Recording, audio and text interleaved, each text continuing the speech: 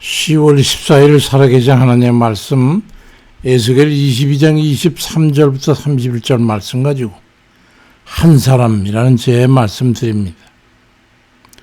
국토의 많은 부분이 해수면보다 낮은 네덜란드의 할렘 스파르담이라는 곳에 가면 한 소년의 동상이 세워져 있는데 그 동상에는 나라를 구한 소년 한스라고 쓰여 있습니다. 어머니 심부름을 다녀오던 한스가 바닷물을 막고 있는 뚝에 물이 새고 있는 것을 발견했어. 한스는 이 뚝이 무너진 마을 전체뿐만이 아니라 영토 자체가 위험해지는 그런 대참사가 나기 때문에 사람도 많이 죽을 것이라는 생각이 자기 옷을 벗어가지고 팔에 감고 물이 새우는 구멍을 막았어. 잠시 물이 멈추는 것 같으면 다시 새기 시작하니까 이번엔 바지까지 벗어가지고 팔뚝이 감고 구멍을 막고 있었어. 근데 더 이상 견디기 어려운 지경이 되니까 그냥 기도했습니다. 하나님, 제가 이 팔을 빼면 뚝이 무너지게 될 거고 온 마을이 물바다가 될 겁니다. 저에게 견딜 수 있는 힘을 주십시오. 밤이 돼가지고 돌아오지 않는 그 한스를 동네 사람 다 동원해 찾게 되었는데 팔로 뚝에 난 물구멍을 막은 채로 정신을 잃고 있는 한스를 사람들이 발견하겠어. 그래서 그 병원에 가서 겨우 살아냈지만 그의 그 구국정신을 기념해가지고 동상을 세우게 됐던 것이죠. 하나님의 구호도 마찬가지로 한 나라든지 한 가정이든지 세계든지 위기에서 구하실 때에 많은 사람을 동원해가지고 그 많은 사람의 힘으로 구원해내는 게 아닙니다. 한스의 경우처럼 한 사람, 한 교회, 소재 헌신하는 사람들 이런 이들을 통해서 한 나라와 한 시대를 구하시는 겁니다. 왜냐하면 사람의 힘으로 된 것이 아니라 하나님의 힘으로 됐다고 하는 것을 나타내기 위해서 그렇죠. 그래서 사도행전 16장 31절에 주 예수를 믿으면 그러면 너 네 집이 구원을 얻으리라고 말씀합니다. 이 시대 우리에게 주시는 말씀이 있어요. 세번역 성경에 오늘 본문 에스겔 22장 30절의 말씀을 보면 성벽을 쌓고 내가 그 성을 멸망시키지 못하도록 성이 무너진 곳에 버티고 서서 나를 막을 의로운 사람을 찾았지만 나는 그런 사람을 찾을 수가 없었다. 그래서 내가 분노를 그들 위에 쏟고 내 분노의 불로 그들을 삼켜 그들이 행한 대로 갚아주겠다. 이것은 나 주 여호와의 말이다라고 기록되어 있습니다. 오늘날 우리 한국교회와 사회에 주시는 말씀이 아니겠습니까? 성직자들과 정치 지도자들과 백성들 할 것 없이 모두 정신없이 미쳐가는 이때에 누군가 이 시대의 흐름을 가로막고 헌신하고 나서면 멸망으로 가는 길을 희망으로 되돌려 주실 것인데 급전직과 수렁으로 빠져드는 것 같아서 심히 두렵고 염려가 됩니다. 저라도 기꺼이 제물이 되겠느라고 주님께 말씀드려도 저는 그만한 그릇이 되지 못하는가 봅니다. 오랫동안 나라와 민족을 위해서 기도하면서 가슴이 아픕니다. 에스겔 22장 20절에 사람이 은이나 노시나 철이나 납이나 상납이나 모아서 풀무불에 넣고 불을 붙여 녹이는 것 같이 내가 노와 분으로 너희를 모아 거기 두고 녹일지라고 말씀합니다. 이 백성들이 하나님을 두려워하지 않고 성직자들은 성직자대로 정치들은 정치인대로 백성들은 백성대로 하나님 앞에 방자에 행하고 있으니까 하나님의 풀무불 같은 진노를 어찌 피할 수 있을까? 염려스럽지 않을 수가 없습니다. 오늘날 우리나라의 총체적인 문제점을 말씀하고 있는 것 같아요. 도둑놈 같은 정치인들, 돈과 물질에 더럽혀지는 성직자들, 성적 타락으로 매우 문란해져 있는 백성들. 그래서 하나님께서 노와 분으로 그들을 대하셨다는 거예요. 멸망에 이른 전례를 교훈으로 삼아야 합니다. 우리는 지지난주가 9.18 서울 수복 전쟁 73주년을 맞는 날이었어요. 6.25 전쟁이 일어난 지 벌써 73년이 됐다는 거죠. 6.25 전쟁이 난 15일 만에 낙동강 사이에 두고 풍전등화 속에 있을 때에 그때 당시 대통령이었던 이승만 대통령이 일주일 금식을 교회에 요청했어. 부산에 내려와 있던 피난민 교인들은 일주일 금식하면서 기도했습니다. 그러니 기적적으로 유엔군이 참전하고 북진해가지고 오늘날 이 땅이 온전하게 된 거 아니겠어요. 물론 좌파 공산주의자 이런 나쁜 도둑 같은 놈들은 나라가 잘못 태어난 나라는 이런 정신 올빠진 소리는 하고 있지만 적은 소수의 사람들이지만 그들이 하나님 앞에 가로막고 서서 죽기 살기로 기도했더니 하나님께서 건져주신 거예요.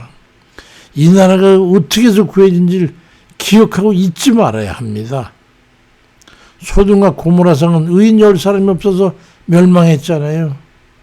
그 성에 롯과 그의 가족들이 살고 있었지만 그들은 아브라함처럼 하나님 앞에 기도하거나 경외하지 않았어요. 그런 그 성을 용서할 수가 있었겠어요. 아브라함 한 사람 믿음으로 섬김으로 하나님께서는 그를 한 민족의 시작점으로 삼으시고 그 아들 이삭과 손자 야곱과 그 속의 자손 후손들 12지파로 이어지면서 한 사람의 명맥이 가물가물 바람 앞에 흔드는 촛불같이 위태했지만은 하나님을 믿음으로 해가지고 경외하는 그 아브라함 한 사람으로 인해서 한 민족이 하나님 앞에 서게 됐던 거예요. 초대교회 1500년이 지나니까 썩을 대로 썩은 중세 교회에 마틴 루터와 칼빈이나 쩌빙길 같은 그런 몇 사람의 선구자들이 나서가지고 종교개혁을 목숨 걸고 해서 그리스도인으로 인한 구원의 길을 바로잡아 현대 이런 게 아니겠어요. 근데 지금 와서 다시 따블리 무엇인가 그걸로 가자고 종교 통합한다든가 정신 또 얼빠진 그런 인간들이 그런 큰 교회 목사들 유명한 목사들 사람들이 온통 다 좋아한다는 모 목사들 이런 사람들이 그 짓거리를 하고 있단 말이에요. 물론 정반대 역할도 있죠. 얼마 전에 김모 목사라는 자가 좌파 공산주의 도가 돼가지고 이 나라 영부인을 갖다 올가미를 걸어가지고 대통령 입지를 좁히고 대적에 빌미를 줘서 온 나라를 흔들어 놨잖아요. 물론 그렇게 한 것도 잘못이죠.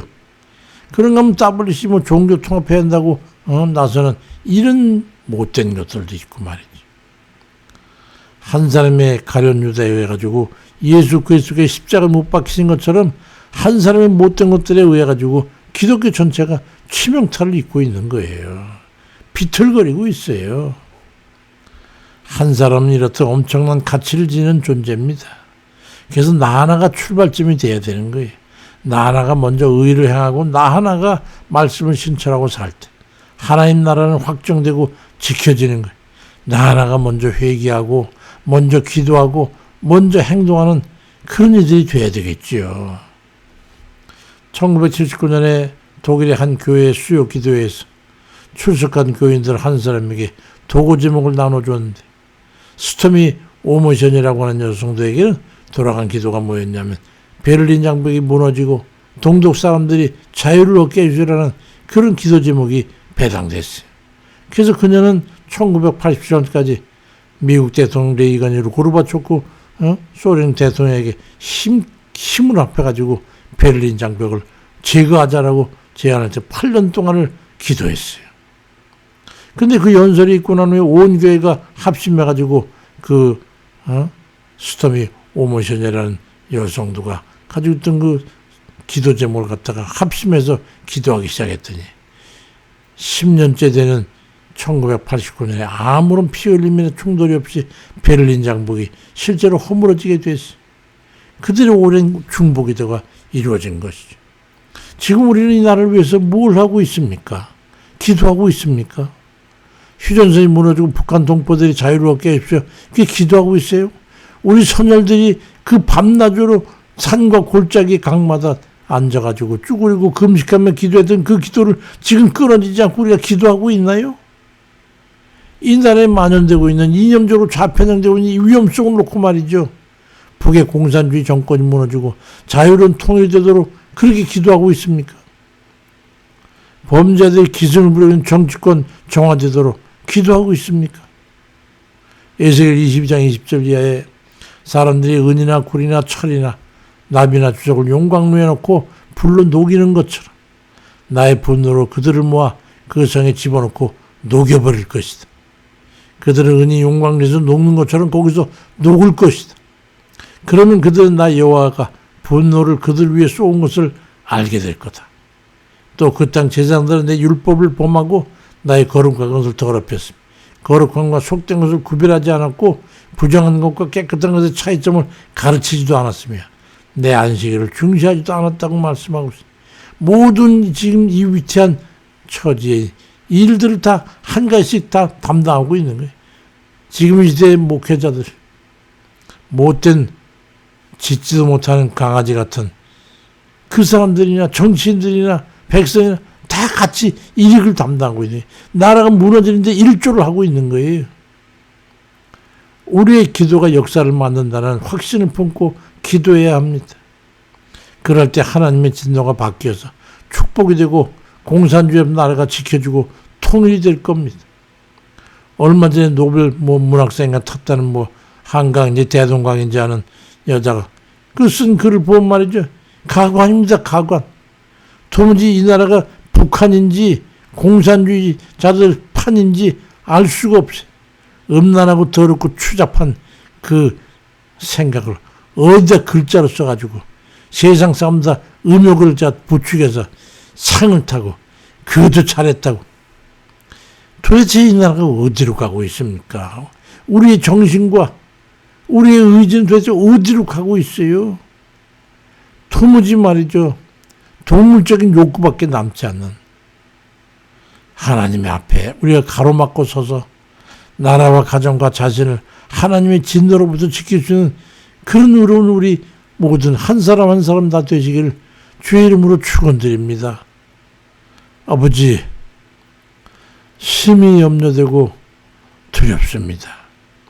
이 나라가 하나님의 용광로 녹이는 그 녹는 그 불구덩이에 지금 다가가고 있지 않습니까? 이 백성은 하나님 불쌍히 여기셔서 아버지 긍휼히 여겨주시고 구원의 길을 허락해 주세요. 외면하지 마세요.